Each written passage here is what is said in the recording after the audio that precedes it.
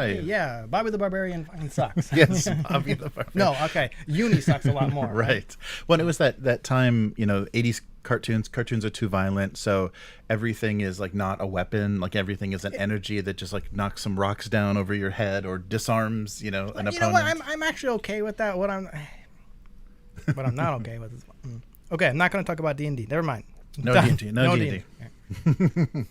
Well, we'll be talking about that a little bit. Yeah. Can't escape it. Yeah, but it's funny. That was it's weird that has so much nostalgia, because at the time it was pretty unwatchable. Because it does have that much nostalgia. Oh yeah, I mean they're producing like really expensive figures and stuff for it. There's all kinds of like retro merchandising for Funko it. Pops, right?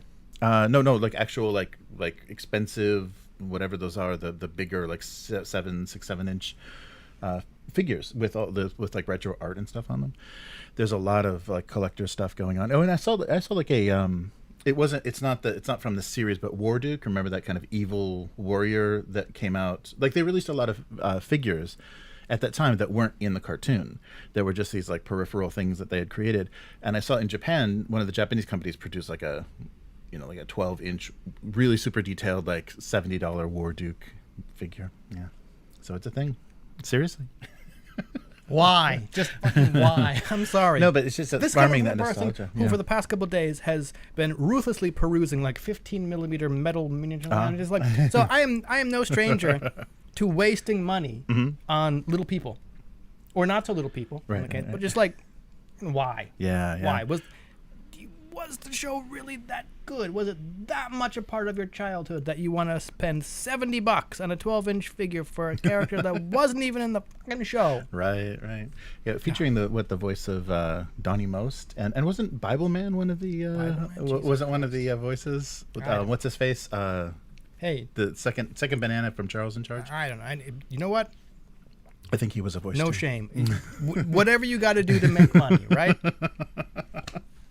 Yeah, so talking a little, Dungeons and Dragons cartoon nostalgia, and so I mean they had to cram them into that movie. Like there was like way too much. Like they could have had them like kind of out of focus in the background and as a little Easter egg. But in the D&D movie, they have several scenes. There's like dialogue and several scenes of real life actors playing the animated series characters in the D&D movie.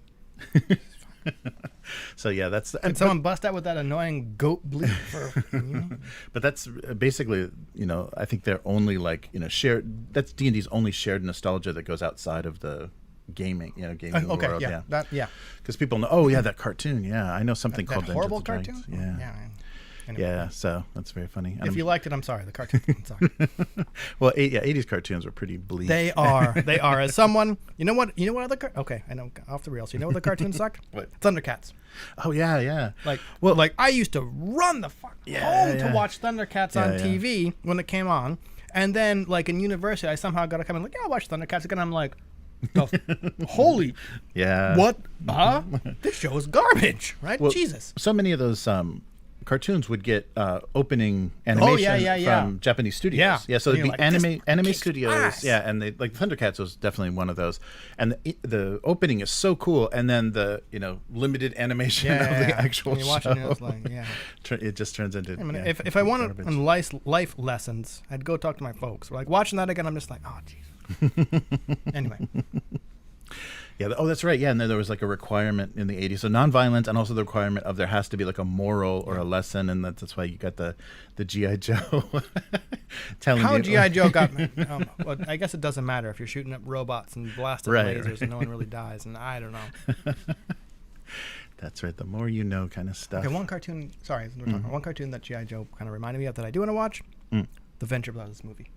Oh yeah, that's right. That's I can't believe that got canceled. That I mean, the show hadn't produced a new season for a while, but it got canceled during COVID. That was depressing. Yeah, because that's one of the most creative, fun shows, and it's got a lot of nostalgia baked in, but it's like perverting it. Yeah. It's like, that's stuff. where my tangent was. It's like we're gonna ruthlessly make fun of this thing while also kind of aping its trope. Like, Right. Yeah. That's too bad. I hope they do something else. I hope those I think creators. the movie's coming out. Yeah, but I hope they do another series like that. I hope they're not done creatively. Who knows what Adult Swim, what it's like working for Adult Swim now? Who knows? Who knows? Well, that's tabletop adjacent, kind of. Yeah, right. Yeah, but yeah, Venture Brothers movie. Yeah, that's all right. It's going to be on like Hulu or something, right? It's gonna. I don't know where it is. All I saw is it's coming out, and I saw a post. And I'm sure it'll be on Adult Swim, but it's going to be on streaming somewhere. Yeah. So, like we were talking earlier in the conversation, if you are able to pirate that, because God only knows when it's going to get yanked off a streaming service once it comes out, and piracy is quickly becoming the only way to archive and preserve media. Yeah, and that's I think that's part of what the writer's strike and maybe soon the actor's strike is going to be about. They're producing these things that would have a lifetime of royalties for the people involved in the production. Except we're not getting royalties. Yeah, and so they swindled it. Or they kind of swindled them. So streaming is different if it's done only for streaming. There, it's different rates, different royalties setups, and they can just make it disappear so that it doesn't exist. Or lately, I've seen people saying, "Okay, you know what? Royalties or whatever, we're going to kick in when things hit season 3." And it either gets canceled or the show gets released under something like a new name that starts at season 1, and people are pulling all kinds of Yeah, so it's quite a mess right now. But finally, though, the creatives are stopping tolerating this, because I think for a while people were just happy this gold rush of streaming, and there was a lot of writing work and a lot of production going on. But then they quickly realized, wait a minute, we're not gonna. This has no longevity. This has no back end. Yes, I am right. Disney is pulling series from D+ left and right. Yep. Yeah. They're deleted. Yeah, like almost 20, I think, series, including Willow. Yeah. So Willow is gone. So they're not going to admit defeat. They're just going to silently push the delete button. They're not going to say, "Well, this was a terrible idea and it was terribly executed." They're just going to be like, "Oh, wait, that doesn't exist. If you search for that, it doesn't exist." Yes, very fun. So, so we had our third Oathmark. I just cleaned up everything. Yeah, I noticed the table was very clean. Yeah, from our third Oathmark, and so we're working on our fourth. We're plotting. I think we're going to do 4x6. Right, we're going to do the full table. But we're trying to figure out, and I guess it just when we're building lists, we can kind of decide. Like I think 1250 might be good, but I might want more. Because you might want. It's an escalation league, not a jump to the end league. Right. Yeah. So we'll see. But let me know too when you're list building, because if like 250 is strange, we can do like 1300 or whatever. Like it doesn't have to be a huge jump, but something that like accommodates like a new type of unit, like artillery or a monster or something that we didn't have before. Yeah. We only just in the last game we only had 50mm bases for the first time. Oh yeah. Everything else was 25mm bases. Yeah. But I have the ability to take artillery. It ended up in a loss for the elves. I mean, not a blowout like that first game was, thank God, right?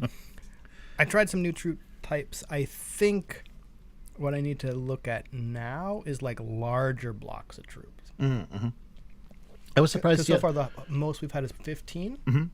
No, you had a full unit of 20 goblin slingers. I had the 20 slingers. I'm surprised how much more effective they were as 20 because you get a +3. Yeah, you get the full +3. Yeah, their shoot goes from 0 to 3. Right. Yeah, so that was much better than I suspected. And because last time I played them it was like 18 or something, and like that's only a +2, so it's pretty weak shooting. But a +3 shooting makes a surprising difference in that game. Yeah. And imagine a +3 shooting on an elf. Their shoot would drop to like rack it up to like 6. Oh, yeah. That's where we would probably start getting into the target number. We have now exceeded it by 5 or 10 to start inflicting multiple wounds. Yeah, right. Yeah, and I think so. That's an interesting thing to see about Oathmark is how it scales and how that changes kind of strategies. And I think that's and some of the mechanics, how the mechanics work, because we haven't quite got some of those things to kick in. Like over 5, doing over 5, beating a target number by 5. Nice. All right. So should we get this started? So it's going to be kind of a sad week. There's a lot of. Is it sad when the people are bad though? It's not. Yeah, it's not really. Well, it's kind of sad. Yeah, there's a lot of heartbreak, a little bit of hope. There's a little hope, but a lot of heartbreak in this week. So, and we get to use one of our little interstitials on one of our graphics again. So, but. Probably for the last time. Oh, all right. All right. Let's do this. All right. Welcome to the Weekly. I'm Jeremy. I'm Chris.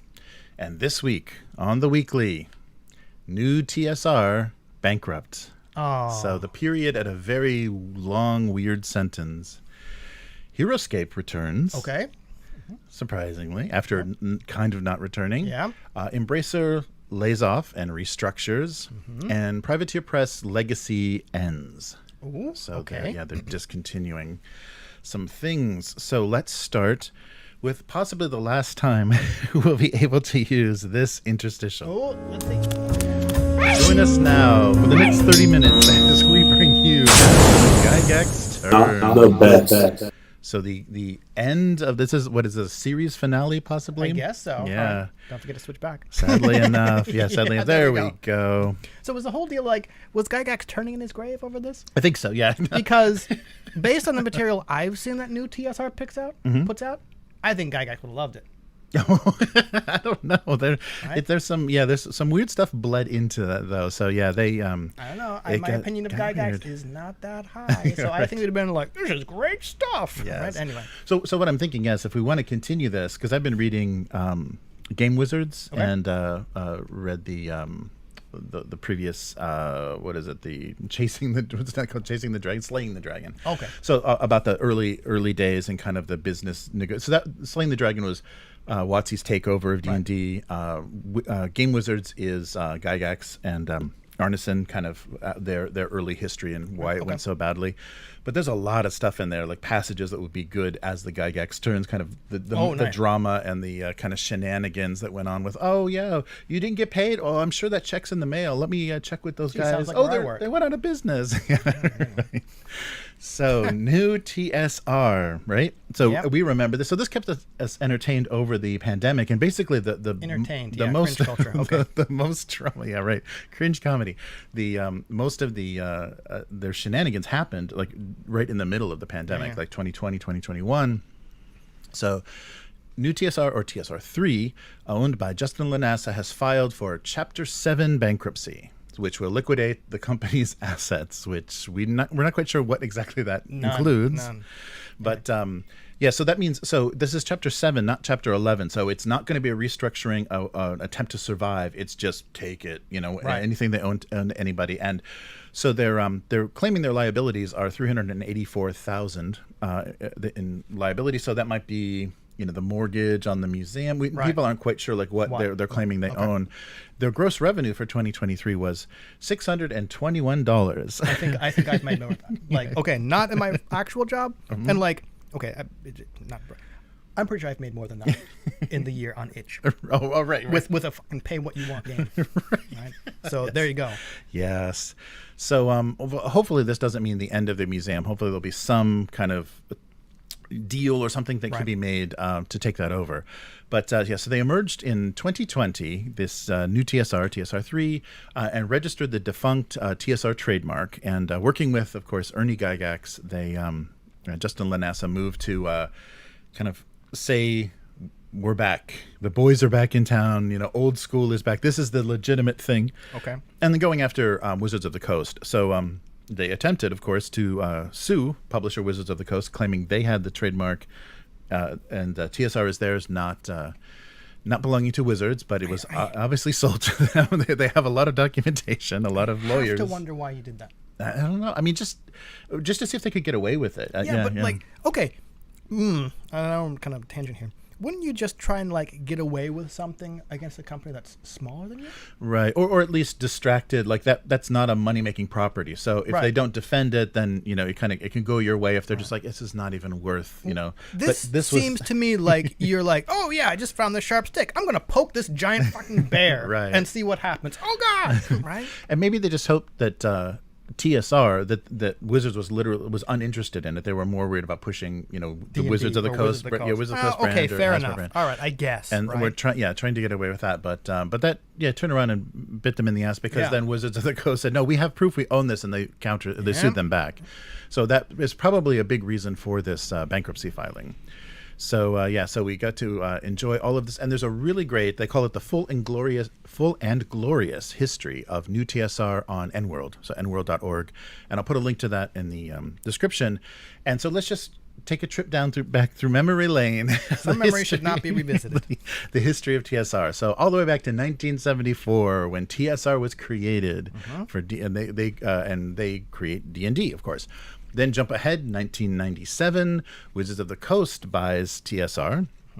And then Wizard of the Coast is bought by Hasbro 2 years later. So November of 2012, Jason Elliott registers TSR2 as a name and trademark to launch Gygax magazine, working with both Luke and Ernie Gygax.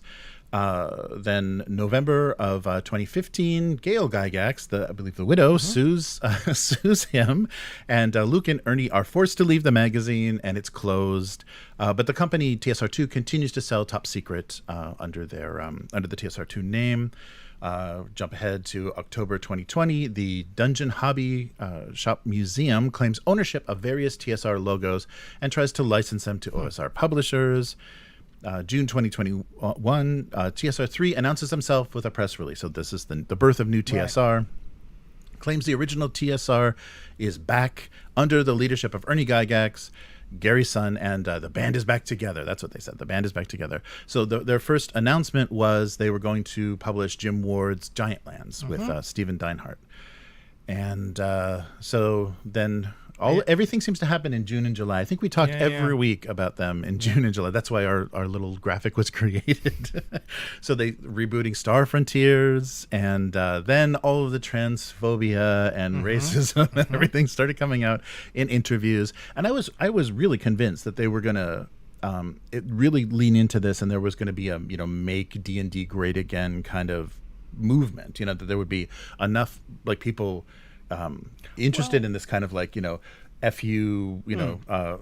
attitude that they were taking. But very quickly everyone just backed off because it got, the things that they were, finding out in on their social media and stuff was way beyond anything and anything that anyone wanted to deal with. So various companies distanced themselves, of course, from TSR3, including Gen Con. Yeah. And then TSR2 rebrands themselves Solarian Games to get away from the TSR completely. Gamma and various other individuals such as Luke Gygax, Tim Kask, and Jeff D. All distance themselves because TSR3 was claiming they're working with these people. They're working with the original people from TSR, and which was I guess they were approached, but there wasn't any contracts or anything between them, so it was very suspicious. So it just goes on, and then we had the wonder-filled, spelled wrong thing that happened, and they then claimed that we did do Star Frontiers, and we did do Giant Lands, but they're really short runs, and they sold out right away, and they had these miraculous things. And then, of course, sounds like excuses my kid gives. She's 6, right? Right. And who could forget the Indiegogo? I think it was Indiegogo. Their crowdfunding, where they were claiming they needed to stop Wizards of the Coast, and they were, collecting money for their legal fund attempt to. Guess they didn't collect enough to fight for the trademark. And at the time when they built this, wrote this list, the crowdfunding campaign is still running. It ran for a long time. Yeah, that was Indiegogo. And so it just goes on and on. That is a block of text. Yeah, it's really, and it's really fun. I'll follow that link if you want to read everything blow by blow that happened. But basically, the most of it happened in 2021 to 2022, and the finale June 8th, 2023. NuTSR files for bankruptcy. Yeah, this is kind of not the first time, but maybe the first-ish time we've heard about NuTSR this year. Oh yeah, right. Yeah, they've been quiet. Yeah, that's true. They've been quiet for a while. I think because once they got sued by Wizards, they were like, "What are we doing? What are we going to do?" So that does mean that the case between WotC and NuTSR is postponed until March, until all of this is resolved. So there may not be anything to sue unless they're going to actually be able to go after the individuals. Be able to go after individuals involved in this. But so the other thing that was really funny about this story is the comments underneath, because there was a little bit of a typo when they first showed the profits that NuTSR was making. They did $621, but there was an M. There was just this random M there, so maybe just a typo. And people were like, 621 million. They have revenue of 600. So people were where did they make this money? So everyone was. I didn't even see that typo. Yeah. I just saw everyone sharing on social media $364. Yeah. And just so people in the comments were that was pretty funny. They were all freaking out. about how is this even possible. But somebody did make a good point. There's still the Dungeon Hobby Shop Museum LLC, which may or may not be the lawful recipient of TSR LLC's assets. But what needs to happen is a nonprofit or somebody needs to step up and get involved legally in trying to take some sort of control of this and do some sort of fundraising and protect it. Right. So it's like archive. See it as having historical significance and protect it and not let all these weird shenanigans, go on around it, exploiting the name and supposed possession of trademarks and things. That would be the best result of this, is it just gets taken out of exploitative hands and then actually becomes a place somebody can visit, like a museum. Yeah, actually function. I would never visit, but okay, fine, right? Just like, I understand its significance in the hobby, and like I was just talking about, like, hey, piracy is the only way to like archive all this media we're losing. So yes, okay, I'd be a hypocrite if I said just let it disappear. So yeah, okay, someone needs to step in, archive it. I'll never visit. I don't care. Yeah, but it would just be sad if that was a casualty of this. That all of that just got turned into a Red Lobster or something. I don't know if they leveled it and turned it into fast food or whatever. Red Lobster with like all the notes and stuff. All over that's right. Yeah, the official Dungeon Museum Red Lobster. There's a hook. Dungeon Lobster. There you go. Yes. So it's a sad end. So we'll see if there's a possible set. Well, it's said that for history. Yeah. I guess for yes. Okay. Because now, all of the Critical Role 5th edition, D&D gamers, this is what they think of TSR. Like, this is the last news they saw about TSR is the Ernie Gygax shenanigans, the Justin LaNasa stuff. So their idea of what TSR is like, oh, there's just a bunch of con men and swindlers and racists, and why do we care? So it's unfortunate, but this looks like it puts a period at the end of this weird long run-on sentence. So yes, see you in hell, NuTSR. And and we'll see if it pops up again. I'm sure some of these characters, I'm sure some of the persona dramatis will pop up again in other tabletop shenanigans. But for now, it's TSR is no more. Yeah. So we'll see, and we'll see what Wizards decides to do with it. But speaking of things that Hasbro doesn't know how to manage or do anything with, Wargaming Classic Heroscape is coming back. Wait, I thought it was trying to come back before. Yes. Yeah, it's trying to come back again. Yeah, so the HasLab. It's like a bad rash. Yes, so HasLab, that weird crowdfunding platform that Hasbro has, where they get to keep all the money and don't share anything with Kickstarter, had a failed crowdfunding for what they were calling... Heroscape, Age of Annihilation. And we talked about it, right? Yeah, we talked about it a few times, and my disappointment with HeroQuest, the production quality of HeroQuest, and I just assumed they make the exact same mistake, so I just avoided it like the plague, because the quality of their components is trash. So you're not going to pay $250 for, it doesn't matter how much plastic is packed in that box, it's going to be garbage that they produce at their lowest possible Walmart, board game quality level. So they're thinking, okay, we're crowdfunding this. There's a community for it. There's people that want it back. We're going to charge them out the ass with this $250 game that most people don't even know what they're getting, what they're stepping into, because it was kind of a revamp of a lot of stuff. And my disappointment with HeroQuest, and I wasn't going to even deal with this again, because I know that they don't know how to make, they're not anywhere near the level of what Kickstarter board games are. So if you're going to pay over $100 for a board game, you're going to get quality components from these smaller companies, and Hasbro doesn't get that. So they're thinking, oh, this is boutique and we do crowdfunding. And so no, I never played Heroscape. It from when we were talking about it before, I had like a thriving fan community, right? And I was never going to back the crowdfunding thing. But we talked about how, Hasbro didn't seem to know or care what the reboot or what audience the reboot was aimed at. Yes. Right? Yes. Because if you're going to look to attract new people into this thing, $250 is just that is a ridiculous price point, right? For like a starter box, and GW needs to learn that too. But then, like you said, on the other hand, $250. Okay, maybe you're going to get the nostalgia crowd, but are you going to get enough of them? Yeah. And wasn't one of the like prominent fan designers kind of involved in writing the rules at first and then not. Right. Yeah, they claimed to be working with the community and getting input, but yeah, it didn't seem like ultimately that was actually, that was just an attempt to get over as many people. Like, I'm not a business person, but it seemed to me like, okay, I hope this new campaign, and I think I read an article about it, like scales back and puts out something that would be a much more reasonably priced introductory box or like starter box to hopefully like attract new players, because I don't think you can only rely on the nostalgia, especially after you burned them this first time, right? Oh yeah, definitely. So so Heroscape was discontinued in 2010, and of course fan-made figures and custom scenarios thrived on the internet. Then this Age of Annihilation was a $250 box set offered on HasLab.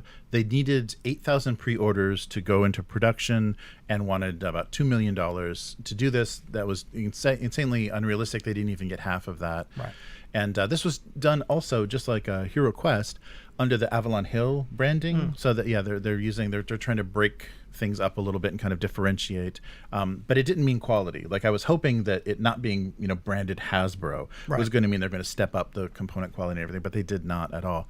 So after that failed, we got Avalon Hill's head designer Chris Nadeau saying that this campaign brought up a lot of questions internally, like, what do we want to do with Heroscape at this point? And he said it's basically going to go back in the vaults. And so luckily, I think we talked about this too, Renegade Game Studios. So Hasbro's kind of leaning on them to release to kind of use their IP and release board games. And they're also doing a lot of stuff with tabletop RPGs. So Renegade Studios is responsible for releasing Alice is Missing, Altered Carbon. There's a G.I. Joe, a Power Rangers, Transformers tabletop RPGs. And they're the ones that took over Vampire the Masquerade after the kind of shenanigans of the previous Kids on Bikes. So they publish a lot of stuff, and I think they, it's decent quality. It's a lot of cheesy licensed stuff with a lot of hack writers and game designers, but they're also responsible for re-releasing, kind of revamping Diplomacy, Axis and Allies, Robo Rally, and Risk. Oh wow, Robo Rally. Okay. Yeah, so all that stuff is going to come back through them. So and we were saying too that Restoration Games, the one that's kind of doing the nostalgia revamps, they were interested, or they had talked to Hasbro early on about, or I guess whoever the owner was of HeroQuest, and Hasbro ended up trying to do it themselves, or Hasbro did it themselves. They didn't try; they actually did it, and then but Heroscape didn't go. So yeah, we'll see. And I think there's no release date or pricing yet, but they're talking about with this and trying to take advantage of the community and the popularity, doing organized play, in-store tournaments, and trying to do like Heroscape World Championships to support and promote this game. And the difference that they're talking about is, I think there is going to be a better entry point. So they say, it's going to be a mix of the classic game and brand new content, but there's no talk about whether they have the rights to all of that. Everything that was created for Age of Annihilation. They're not using that Age of Annihilation name at all. Smart. But they will be doing expansions in the form of faction boxes and terrain packs. So similar to what a lot of the other miniature games are doing now, like the Star Wars Shatterpoint and stuff. Okay. So it's going to be incredibly overpriced terrain, but they're going to do stuff you can kind of slowly build. Are you allowed to say incredibly overpriced terrain for a company other than GW? No, they're rivaling that. Shatterpoint stuff is GW prices. $160 for like a little walkway and a tower. Like, okay. And you don't even know, like, GW has a reputation of making decently cast stuff. You don't even know what the quality of this stuff is even going to be like. So the antenna on your comms tower is going to right. So we'll see. So a little bit of hope. So people that were really disappointed by the Hasbro's handling of this, we'll see if Renegade Game Studios, they can be less disappointing. Slightly less disappointing. At least less painful on your wallet there. I would hope so, because there's no price point put on this yet. Yeah, right. They're not talking anything. Hopefully, if anybody at Hasbro learned anything, it's that $250 is not. Yeah. Only GW can do that. Right, but it might end up being, though, if you want to play the game, if you want to play a full table of terrain and full armies or gangs or whatever, it's going to be probably close to $250. You're just going to buy it in pieces. Oh, come on. As people who bought how many boxes of NuTSR Oathmark figures? Yeah, right. As someone who just spent about like 150 pounds on like resin 150 pounds? No. Wow. It came out to be like $150, including shipping. Oh, wow. Like resin bits. Right. Another shipment of 6mm late medieval stuff. Oh. And as someone who is browsing 15mm metal star grind, like that's just kind of, unless you have a lot of willpower, which let's be honest, a lot of gamers don't, because how else are companies able to exploit us for our nostalgia stuff, right? That's how it's done, right? That's how it comes out. You say, I'm going to buy this little box. You play with it, and then you say, oh, it would be great if I had this, or I want to complete the whole faction of that, or hey, some terrain. And like, I'm not saying it's better, because you probably do end up spending $250, right? But best I can say is it's spread out. Yeah, right. That helps. And okay, and you also technically don't have to buy it. You will. We all know you will, right? But you don't have to. Right. Yeah, and leaving it open. I think HeroQuest is it's going to be a little less friendly for DIY stuff, even though the community is probably doing that a lot. Heroscape, because of the hex. The hexes make it. You can't just kind of put some paper cups and stuff around. I mean, I guess you can, but it makes it a little bit more. You need to buy their stuff because it'll be modular. Or you buy the third-party stuff that fits. Yeah, right. And also, I think the 3D printing community figured out how to make these hexes too, because some of the older plastic. This is from the early 2000s originally, so some of this plastic is starting to kind of get brittle and cracking. So, so let's see what Renegade can do with this, and if it's a if it's released well, and just basically showing the incompetence of Hasbro, how they don't know how to capitalize it. They have this whole closet because they've acquired everybody, and they have this whole closet of IPs, and they can't figure out how to release them so that they get decent support. Well, like you said, like in-store demos, championships, kind of like tournament things, like that is a way to increase interest, and hopefully they do it right. And hopefully they talk to the existing community so that they make it something that people actually want to promote, because it's that kind of grassroots thing that's going to make this game popular. It's like the people saying, okay, they're Renegade is doing it well, so I want to get back into this game. I did. I know they're kind of separate companies, but not really. Based on that D&D roundtable.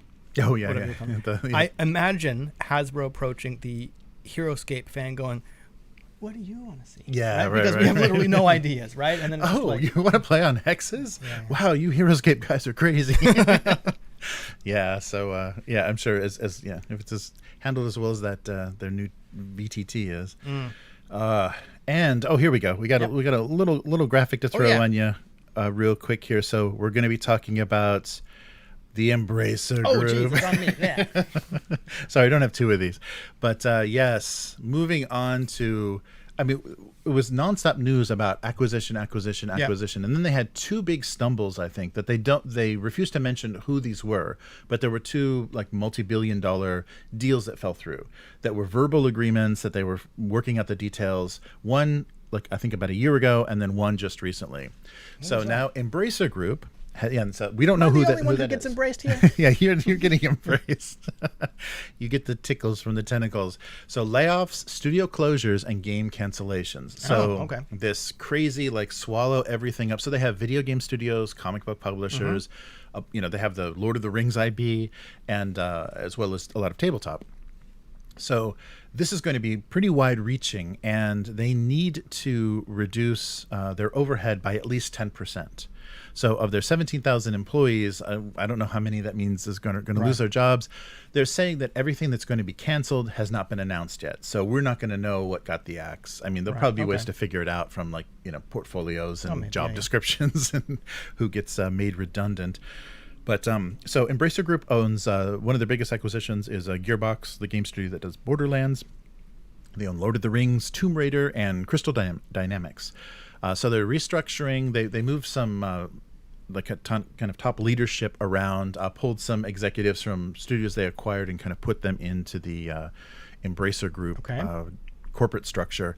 But this goes much further than I even thought, because I didn't even realize because they own Asmodee. So they acquired Asmodee, so that's Fantasy Flight. Yeah. But that also means that Miniature Market, the big game retailer that kind of ships worldwide, is under their control for distribution. That's Fantasy Flight, Dark Horse Comics, and also Atomic Mass Games.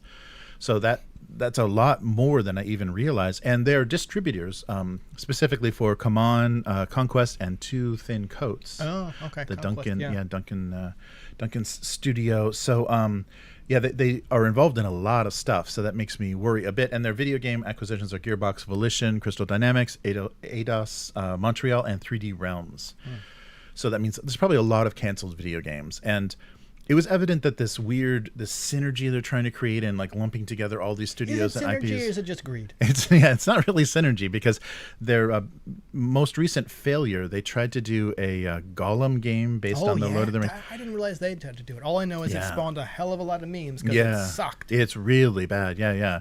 So Nason and Daedalic Entertainment released Lord of the Rings Gollum, and it just got widely panned, destroyed. Yeah. But they're also working now on an MMO. So there's already an existing Lord of the Rings MMO. And they're doing a Lord of the Rings MMO, and so it's going to be a competing. There's already a thing that has a community. It's a free to play. The original one, it moved to free to play, and so I don't know how they're going to compete with this, but they're going to set it in the Tolkien universe, and I think working with Amazon, who has not done well with gaming either. Right. So yeah, it's quite a mess. So the things that are coming out video game wise that Embracer has control of would be Remnant 3, the 40K Space Marine 2, which is a huge release, Payday 3, Hot Wheels Unleashed 2, Alone in the Dark, and Homeworld 3. So some pretty big game releases there, and they haven't mentioned any of those being canceled. I'll take those tentacles off you. And thank goodness. So it's just unannounced things that are going to disappear, but they're saying almost entirely. So there may be something that was announced that may get the axe, but they're not talking details yet. They just know kind of what they need to do. So there's further analysis needed before they determine specific actions, but it's going to mean cutting jobs and closing studios. So it's going to be one of those things. We've seen that with Microsoft and other people. They acquire video game studios, they strip out the IPs, and they just close the studio or merge it into something else. So yeah, there's a Perfect Dark reboot coming out with Microsoft, and a Tomb Raider coming out with Amazon that they said probably still will happen because of the support of those other companies. But so it's unfortunate. They're leaning heavily though into Lord of the Rings and saying it's one of the biggest gaming franchises in the world, which I don't think that's true. I mean, tabletop gaming, but not video gaming. And so in the future they're going to be moving into more video games, hopefully not like Gollum, and TV shows and movies. Yeah, so it's going to continue to happen. So it's maybe not their plan originally, but kind of like maybe we discussed before, they have now snapped up all these things with all these original IPs that they can now turn into movies and TV. Right. Anyway. Yes. So all of this stuff is, and so it looks like to the end, we're not going to hear about the things won't be embraced anymore. They're just going to be let go or chopped off. I don't want this anymore. Yeah, there's just going to be little pieces of tentacle everywhere. But they want to make a leaner and stronger, more focused and self-sufficient machine there. Yeah, sure. What was your focus before, apart from just like grabbing everything? Yeah, I'm really curious about the things that they couldn't get their hands on, and like what that was. Because a lost $2 billion deal happened just recently, and we heard another one about a year ago. A lost $2 billion deal. Yeah, I wonder who that was. It probably is something really. I mean, maybe it's probably for the best. First thing that pops into my mind is Warhammer 40K. Yeah, right. And so this was all announced in a memo and then shared on the company's website. And so we'll see how the employees fare. I don't. I hope poorly. That's how employees always fare. You're right. I hope they're going to be okay. I hope there's other places for them to go. But they had to know, like, once this Embracer thing started happening, that you never know. They always end up having to restructure. And you have to know, but what can you do? Mm-hmm. Yeah. So just kind of be prepared. Keep your feelers out there for who else is hiring at the time. And finally, our last sad note of the week. Privateer Press is going to halt legacy model production because they're moving facilities. Okay. So Privateer Press already talked about, I think, moving to COCast for a lot of their formerly metal and resin type things. But this does mean that their previous models that were produced in metal and resin are going to be discontinued. So they're saying that legacy War Machine, Hordes, and Riot Quest models are still available, and they will still fulfill orders if you're going to order from their shop. But the metal and resin, and I think officially they said they this past Wednesday was the end of production. So whatever they have in stock will still be able to be ordered. And so for collectors and people that want kind of full ranges of these old school, kind of original War Machine and Hordes miniatures, they're still there, but as soon as they're out of stock, they're out of stock. And they're going to say they're going to try to really accurately keep track of inventory so people know if they go to the site whether they're still there or not. So they can't guarantee stock anymore. And this will also, this move will also temporarily create this out of print period for both Monster Apocalypse and Warcaster models as they set up their new facilities. So temporarily you won't be able to order some of the newer things as well. So they expressed, Privateer Press did a release, and they said they had a lot of gratitude for the community's patience and support in this move, but it's going to make them a better company, creating more more efficient and more innovative models using new materials. I wonder what material you cast using COcast. Is it only plastic or resin? Well, yeah, COcast is like a thermoplastic resin. Right, yeah, okay. and it can be remelted. That's the interesting thing about it is they produce it, they cast it on sprues, but when you get it, they clip it all out because they can take the sprue and reuse it. Right. So you can remelt it. So at least I don't have expertise in it, but the little bit that I read about the COcast is it's Gotcha. reusable. So COcast is the material used to cast rather than the process itself. Right? Yeah, right. I wonder what material they use to make the molds. Oh yeah, right. I would have to go look, right? Yeah, because if it's not, it may not be like, it doesn't have to be tooled metal, injection mold. So maybe much cheaper. Maybe. Yeah, maybe something closer to what they do with resin. It may be some sort of rubber or some sort of silicone or something that's easier to do with. The last time I remember seeing like modeling, molding stuff was the metal GW stuff, where you have these like rubber disc things that you pour the metal in and spin. Oh yeah, right. But the centrifugal ones. Yeah. But like whatever process you use, wear and tear and just use makes the mold unusable. Like only because I was browsing the Ground Zero games for those 50 millimeter Star Grunt things, and they said it's a one-person operation and like molds run out, and they're like if you don't see it on the website, we might still have some. We might still make a special order for you, but we had to retool this or new sculpts. So moving to a new production facility, that would be the time to say these old molds. Yeah, they're not going to, because they won't have. Yeah, they're probably getting rid of all the machines that they used to cast the resin in the metal. Anyhow, this thing and plus just sucks. I'm not a War Machine player anymore, but like storage, the company having to hold on to all these molds and all this stuff. Are just like no moving. As someone who just finished moving is a time to clean house. Right. Yeah. So that it's the end of an era for Privateer Press. So there's not going to be. So they'll be floating around in the secondary market, but there's not going to be any way to directly order old school stuff. Well, I wonder if they're even usable though. I mean, they're always going to be usable, but I wonder what the latest incarnation of rules and lists and stuff. Right. Yeah, no, they may have moved away from a lot of these older models anyhow, and the flexibility. You have. The newer models, you can change the kind of loadouts, the arms and stuff. Or you can if you magnetize it. Yeah, right. And with the older metal, I don't think they included as many options because they didn't. Yeah, they didn't make that a possibility. And what I've seen from the COcast, I mean, I'm sure there's a lot of different machines and things that can do this process, but it seems pretty small. It's like it's a pretty small. So they're not producing. It's not huge runs. I mean, it's like they're doing just a few sprues at a time. Right. So it looks like a smaller scale thing, which may be much easier for made to order. That means less warehousing because they get orders and they can run them maybe much easier. Yeah, you don't have to store it. Yeah. So warehousing might be solved by this, but we'll see. And we'll see. Privateer Press, I haven't, because we talked about there's a new version of a War Machine and Hordes out now, but I haven't heard much about it. Like they did whatever the third edition, whatever edition they're on. Up to four. Yeah.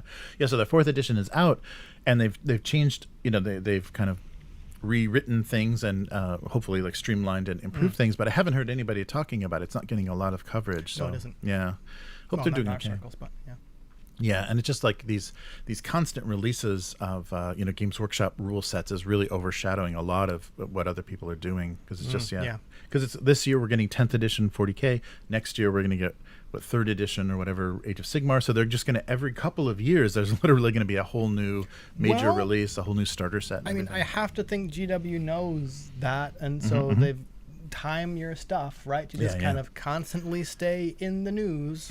Or because they can barely get their army books and codexes, released before the new That's always been the case. That's always not okay. Maybe not so always, funny, but in recent memory, that has always been the case, right? By the time you get to the unpopular codexes, right, they're already out of date. Here's your rules. Okay, new edition. Yeah. It's like that literally happened with 10th edition. I think it's like 3 months ago. People got the codex for 9th, and they're like, "Oh yeah, well you can just throw that away." Yep. Now. It's in the chipper, in the shredder. Yeah. And they literally do that. That was the most depressing thing that I heard, and I don't know if this. I don't know how secret this is, but Games Workshop destroys all of the old stuff anymore. They don't liquidate it. Of course not. Yeah, because they don't want you using it. They don't want you using it. They know there's a large secondary market. Right. I'm not exactly sure why, but I've seen like the nostalgia kind of start creeping up. Where even in my feed, people are like, "Look what someone gave me," or "I want that old model," all this, and so GW goes, "Nah, fuck you guys." Yeah, no, excuse me. Right? And just because people could get stuck at their favorite edition and never. Never step up to but that used to not be the case. The stores used to discount and clear out all the old stuff so you could buy it, and it's become very confusing now, and so I think intentionally so, with online retailers and stuff. You don't know what edition things are, and they sometimes use the same art between editions, and you're just like, oh come on, like what is this? So unless you get a release date, unless you're getting an ISBN or a release date on these books, you don't even quite know what is being sold online. I don't do GW anymore. Right. That and their ridiculous prices, right? Yes. So I read an article. After this, I think I got to bounce real fast. Sure. I read an article where people were talking about like the 4 new regiments of renown for Age of Sigmar coming out, and it was I think it was a Dice Breaker or Polygon article, and like right at the top of the paragraph, it was like, well, out of like all of the boxes, there is one new model in this, and I think, how did they word it? They said something like, it's a little bit disappointing that there's only one new model in the box, but we suppose it's better than nothing. And I'm like, if you are talking about a new upcoming release product and like the best you can say is it's better than nothing, right? Like, bro, there's a problem here, right? Just all that. Once you've chosen your army, you just sit with your hands out and just wait for GW to drip some rules or drip some miniatures your way. Anyway. Yeah, that's silly. Well, that's going to do it for this week. So good luck to Privateer Press. Hopefully, they and bad luck to NuTSR. Yes, bad luck, very bad luck. All right, so that's it for today or for this week. Where can people find you? On Twitter, as always, where I'm talking about 15mm metal miniatures for Xenos. So we're going to have to start producing our own rubber centrifugal. I mean, we could do We're that. We're looking at Steelcast. Yeah, right. If it's that small, it'd be perfect for Japanese. Right. If it's that's actually true. Yeah, we got to see how much those. I'm sure they can't be more than $100,000. Yeah. I think it was like anyway. And the material can't be that expensive. Yeah, storage. Yeah, right. But we could be the first Steelcast production house in Japan. Ooh, I like it. All right. So so where can people find you? Twitter. That's HiveMind, HYVEMYND, and Instagram occasionally when I remember to post there. Oh, good. Anyway, all right. And I'm still doing Abuse Cartoons. So Abuse Cartoons on YouTube and Twitter. So I draw my weekly single panel gag cartoon. And if you want to read that cartoon, 20 years of it are on GoComics. So GoComics.com/domestic impressive archive. 20 years, yeah. Yes, and I've been able to keep that name and not get canceled for 20 years as well. Well, you know what they say. Okay, there's a thing. Go woke, go broke. Actually, it's go fash, lose cash. There it is, right? I didn't coin that. I saw that online, and that was pretty good. Yeah. Everybody's losing money on both ends. Good people on both sides are losing money. Don't go there. Anyhow, and if you'd like to support what we're doing, this nonsense that happens every week, please consider supporting us by going to patreon.com/upturntable and becoming a weekling. Yes, the strongest of all supporters. And send us some links and ideas about what you'd like to see in this weekly live stream. And you can also stream CEOcast. Yes, right. Yes, move to CEOcast. And you can go to upturntable.com to see everything that we're up to. We just last week did the third battle for the Escalation League for Oathmark, so you can see that and all kinds of good stuff, and wait for a long time while we eat pizza right before the stream starts. So I put a link underneath that, so you can click on that. Jump to I think it's like 40 minutes in. Yeah, sorry about that, but that'll do it for this week. We'll be back again next week. Later, mortals. Goodbye.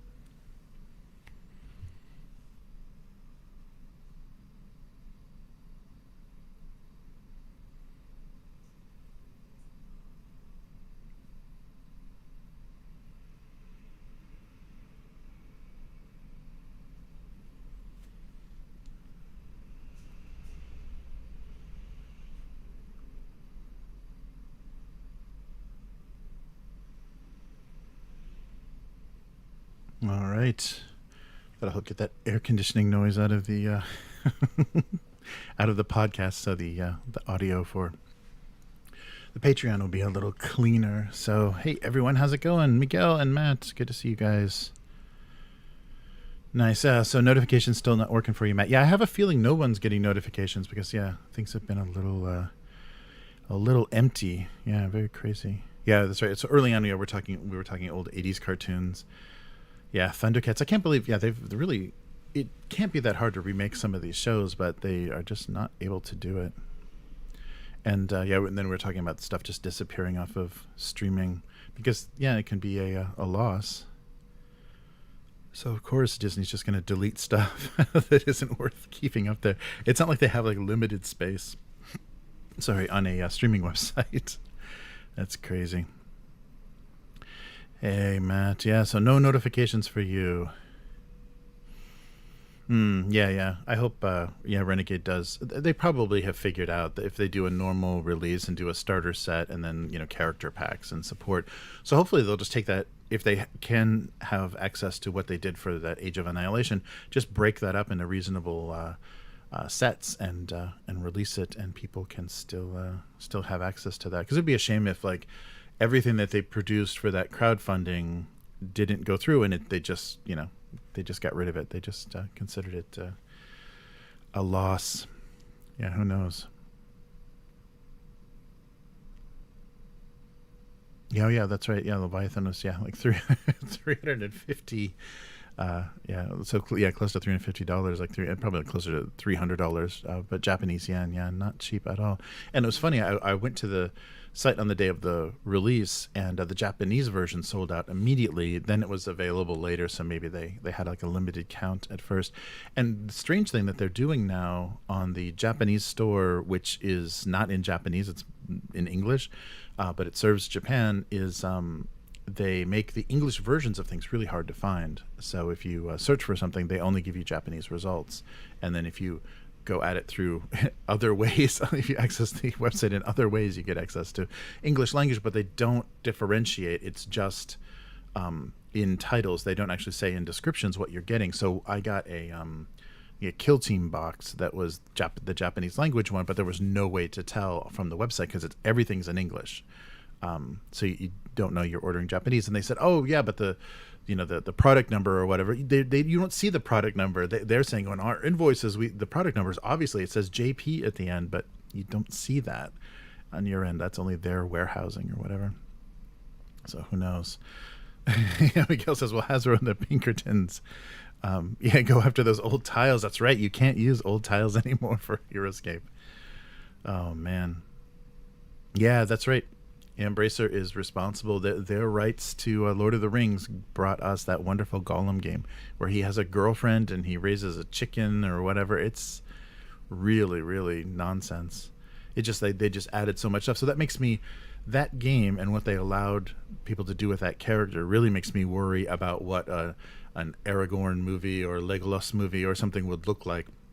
If they're just going to pull these characters out and they just add all this fan fiction nonsense to them. It's like, oh, and he has a half sister and a cousin and all these like weird original characters. Oh yeah, and that's right. We just got the director of the I guess is it Warner Brothers that's doing the animated the Rohirrim animation, the Lord of the Rings with Rohan.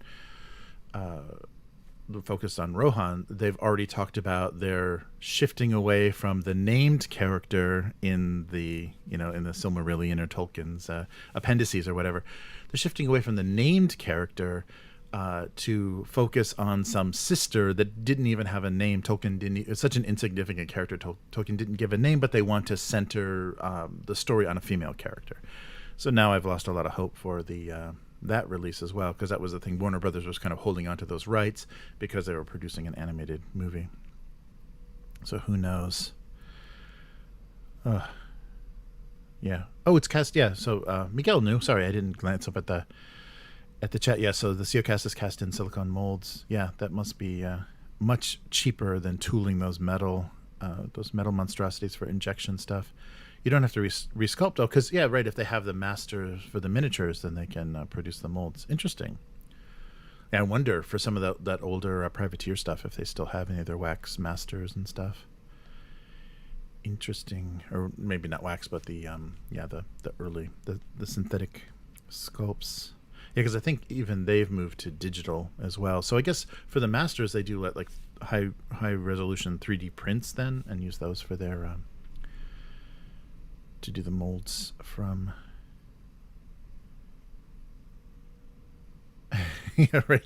Miguel's like, so reportedly, there's more security around the GW headquarters dumpsters than the rest of the building. Yeah, they don't want to see the stuff they don't want you to buy anymore.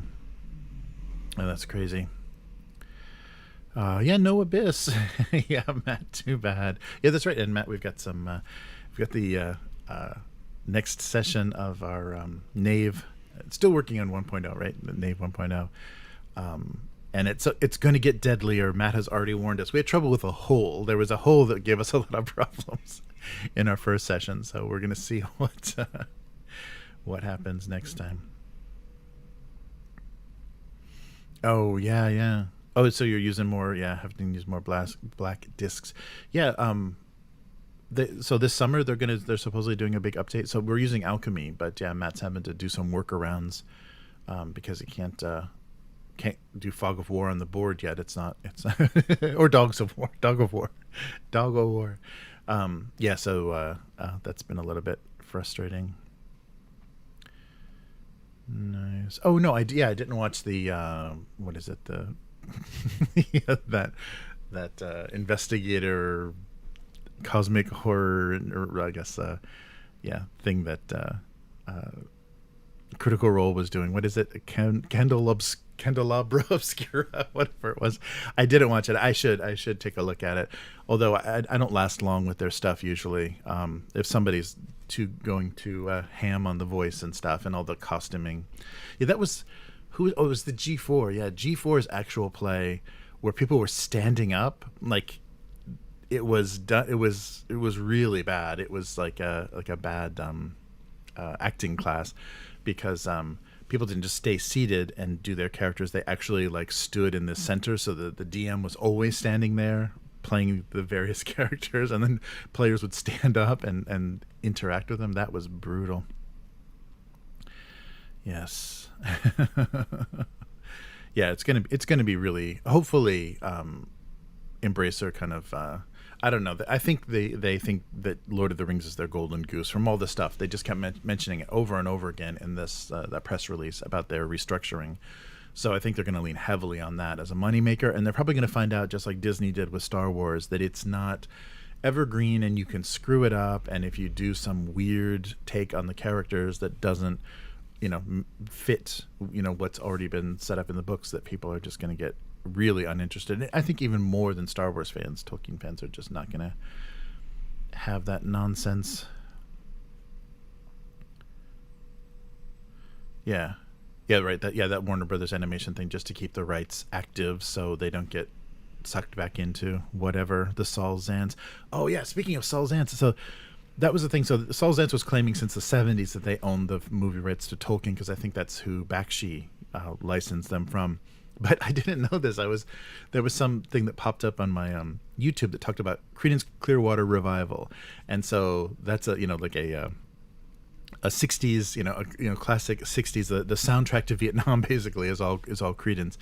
But they talked about, so Saul Zaentz was the owner of Fantasy Records that produced them, and they did like 5 albums in like 17 months or something. They did like an insane amount of crazy production and had all of those hits, and he just stole it away from them. So his ownership of the Creedence Clearwater Revival, like publishing rights or whatever he stole, made his whole movie production company possible. So the reason he owns the Lord of the Rings rights is Creedence Clearwater Revival is directly responsible for Lord of the Rings being held so long, and for everything that Saul Zaentz was able to produce in Hollywood. That was really depressing. Yeah, very very depressing story. So did you ever see that the Wheel of Time one-off? Oh yeah, the old rights. Yes, I did. Yeah, I did. I remember that because it was kind of the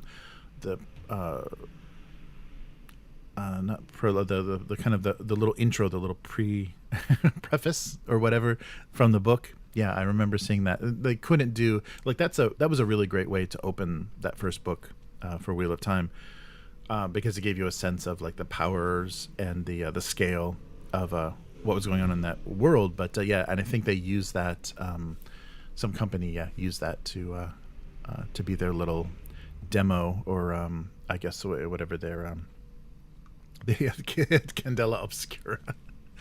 Yeah, for their little proof of concept or whatever. Yeah. So Matt says the Candela Obscura is okay. The system is easy, but also clunky at the same time. Yeah, it seems like there's a lot of weird points things, and the way you got rerolls and stuff. Just from the one YouTuber explanation I saw of it, it looks a little silly. Yeah, do you have this refresh stress point, and then you can pay that to do a reroll, or you can go from another, you can use from another stat to bring this over, and yeah. So we'll see. Their world lore is needlessly complicated for a game designed for one shots. Yeah, that's not good. And also, it's just a Lovecraft ripoff. So they're gonna, it doesn't have the structure or the thought, probably put into it. Just a bunch of that would be weird. Wouldn't it be creepy if? Yeah, I'll have to take a look at that. I won't last long, but I'm curious, what they did with production and everything to kind of give it an atmosphere. So did they don't lean into kind of a horror, because like Vaesen has the kind of instruction is to make it atmospheric and horrific and have some of these reveals be pretty shocking. Did they lean into the horror of it, or is it more like a Scooby-Doo level tension? So they basically have 2 minor metacurrencies, and the players keep confusing them, of course. Yes, of course. Yeah, that is the difficulty with having too many points to track. I think the 2D20 system just barely gets that. Yeah, gets under that where there's not too much bookkeeping, but there is enough to make it confusing. So it's a cross-dimensional occult thriller thing, says Matt. Interesting. Yeah, I don't know. I wonder if that's going to have success, and if they, if they are going to be, if this whole Critical Role thing is going to be, so they're producing entertainment with these actual plays, but then if they also want to produce game systems and then settings and things, those are very different skill sets, and very different people would have to be responsible for that, and they may not be able to coordinate that very well. They may not, like you're saying, they may not be able to make good systems unless they're specifically trying to make a system that will make a good actual play, that will background mechanics and things, so that it's just storytelling and acting and improv. It seems like it's not gonna go very well, and I don't know. I think it's weird if they're gonna try to take on all of those tasks, because they're not gonna. The only thing that they do well is present an actual play, and they have the budgets now to produce these lavish productions of people playing at a table. But I don't know. Yeah, it just seems weird. It's interesting though that is how Wizards of the Coast has spawned a competitor. Is their success playing 5e? It's now making them competition. But I bet they're not going to be very successful with their game systems, because I don't think they're game designers. I think they're maybe more into the actual they're good at getting people to be obsessed with these characters and these campaigns and these worlds that they're building. But I don't think beyond that, we'll have to see. Matt's saying that they kind of so didn't lean into the horror because the characters are professional occult investigators and know the basic nature of the threat already. Okay. Yeah, right. So yeah, interesting. I think that the unknown and kind of blowing your mind kind of thing is fun in those sort of games, and but probably hard to get across in an actual play. So we'll take a look and see how they're doing. They still have their fantasy system to unveil, which I think is going to be D20. I think I saw something that they've got a D20 fantasy system, and they've got this D6 Blades in the Dark clone. Yes. So, but looking forward to tomorrow, Matt. That should be a good time. Hopefully, the characters are easy to create. They're quick to create. So if we lose a few, I guess we can keep going. Oh yeah, that's right. You mentioned that too in chat. The YouTuber outrage over the borrowing the blades in the dark. Yeah, yeah, and I think people are getting protective and territorial, and I think it looks more threatening. Like if this would have been a small company that kind of did their own, forged in the dark, but didn't acknowledge it, kind of thing, it'd be a lot less intrusive. But because it is the monster that is Critical Role, Darrington Press, whatever, they know they've got a lot of resources and stuff. It does feel like, oh, you're just going to steal that then and make it your own. Yeah, I can see why people are being defensive of it, and also why YouTubers want to create drama about it, because it makes those good ranty videos. Yeah.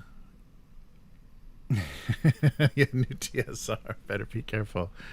Yes, we will very slowly crawl. We will literally crawl through this dungeon.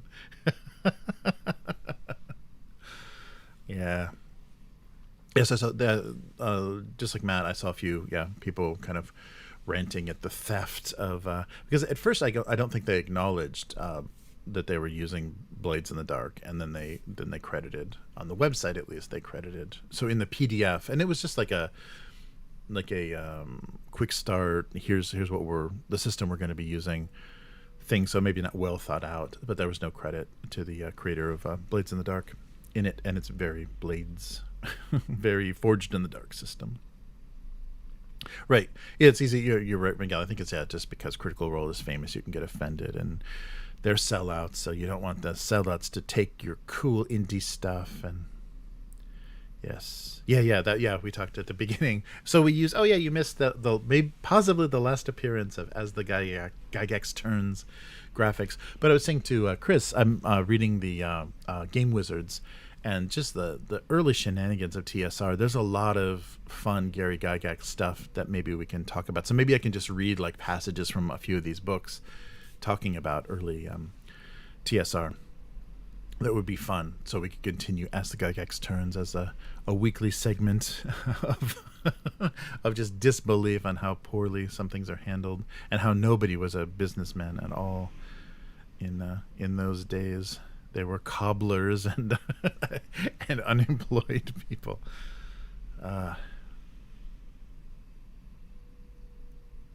Yeah, and I think it's Slaying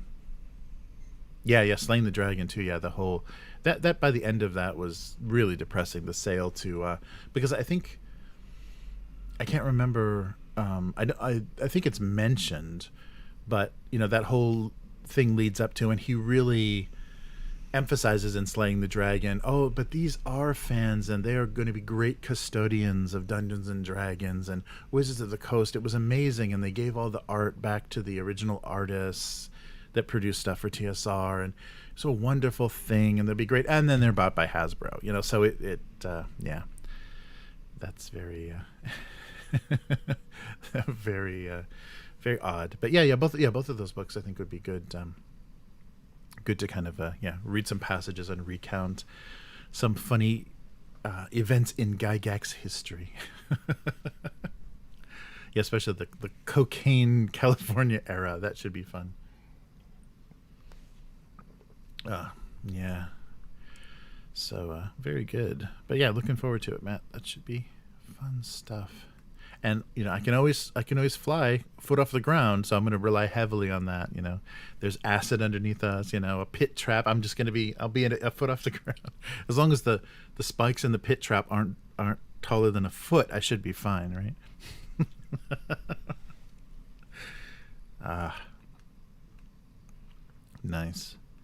Yeah, and we'll have to figure out if we in the next campaign, or once there's the full rules for Knave 2, we'll figure out how to switch magic up, because I've got I'm gonna be carrying a huge inventory of spell books. I'll have a library on my back to be able to cast spells once a day. All right, well, very good.